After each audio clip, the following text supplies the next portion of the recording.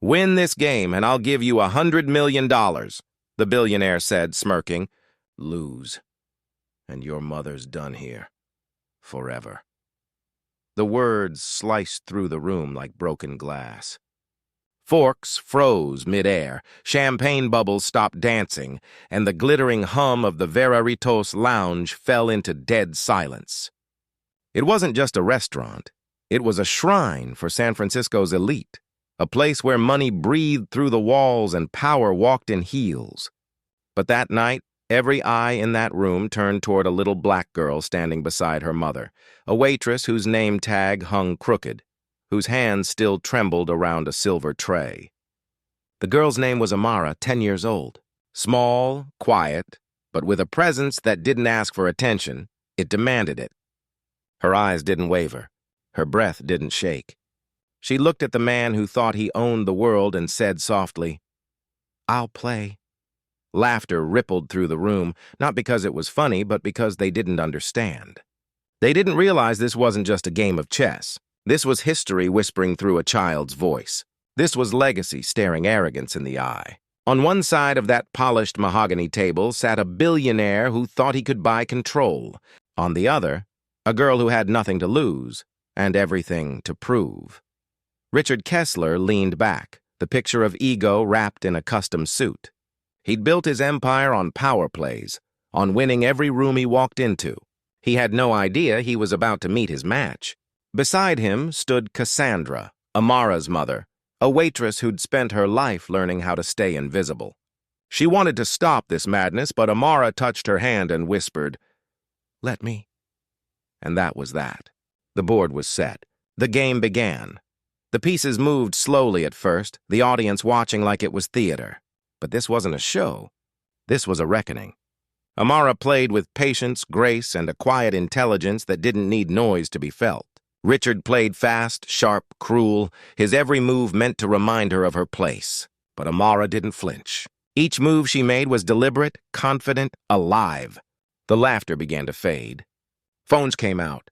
Cameras recorded. Everyone felt it. Something was shifting. Richard Kessler wasn't used to losing. Not in business.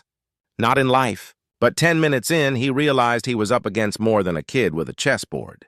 He was facing something bigger. Something he thought the world had erased. A ghost from his past. A man named Frank. Years ago, back at Harvard, there was a player named Frank Miller. Brilliant, calm, black. The best chess player on campus. Richard remembered the day Frank humiliated him, beat him clean. But weeks later, Frank vanished from the rankings. A clerical error, they said. But Richard knew.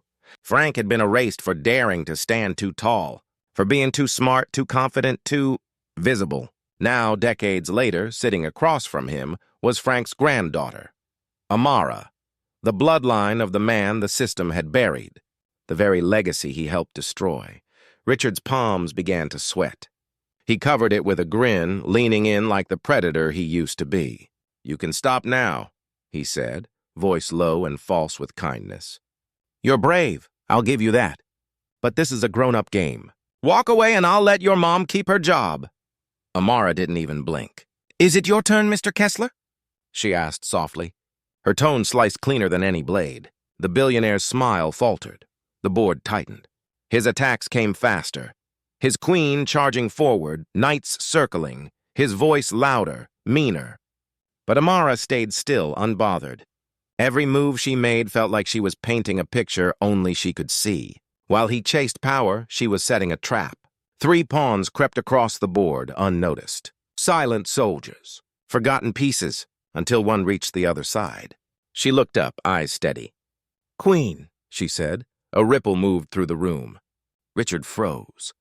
The spectators realized what she had done. She hadn't just played defense. She'd rebuilt. She'd turned the smallest piece into the strongest weapon. She had become everything he thought she couldn't be. He stared at the board, disbelief carving into his face. "Foul," he muttered. But Amara just smiled. "You were too busy chasing power," she said. "You never saw the revolution coming." The room exhaled all at once. The billionaire was unraveling. He threw his rooks, his knights, his pride at her, but it was over.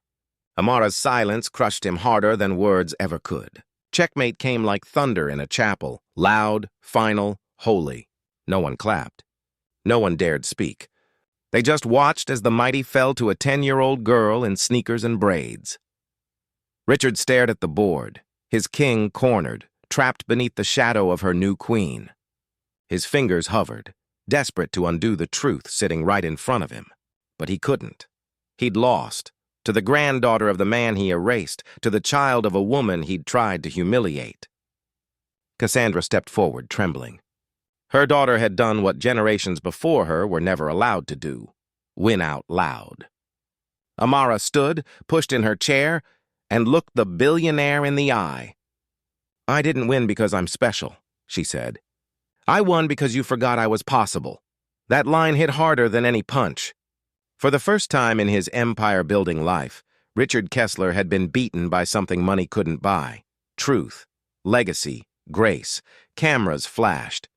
Silence roared. And in that silence, one truth echoed: when you build your power on the backs of others, it only takes one of them standing tall to bring it all down. That night, Richard didn't sleep. He sat in his penthouse, the city glittering behind him, the chessboard still frozen in front of him, the same one Amara had left him in. Her queen towering over his fallen king. The image burned into his mind. He opened a drawer he hadn't touched in decades. Inside was a faded photograph. A man with steady eyes standing beside a chessboard on the Harvard quad. Frank Miller.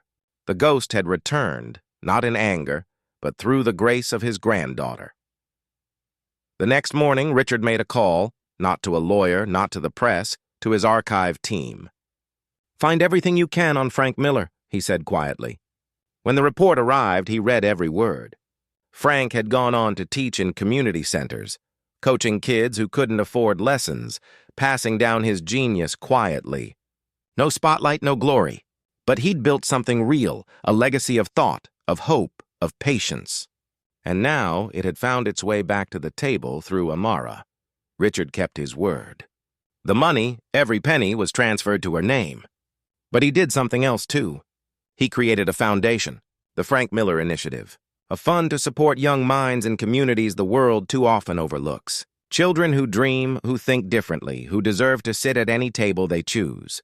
Cassandra now runs it, with Amara beside her. Not as charity, but as justice. The lesson is simple. Never mistake silence for weakness. Never mistake youth for ignorance. And never mistake someone's uniform for their worth. Because the smallest piece on the board, the one everyone overlooks, is the same piece that can rise step by step until it becomes a queen. And when that happens, everything changes. This story isn't about money. It's about legacy. About who gets remembered and who the world tries to erase. About what happens when someone decides they won't stay small anymore. Maybe it's about you too. Maybe you felt like a pawn in someone else's game, waiting for your chance to move. If that's you, let this be your sign.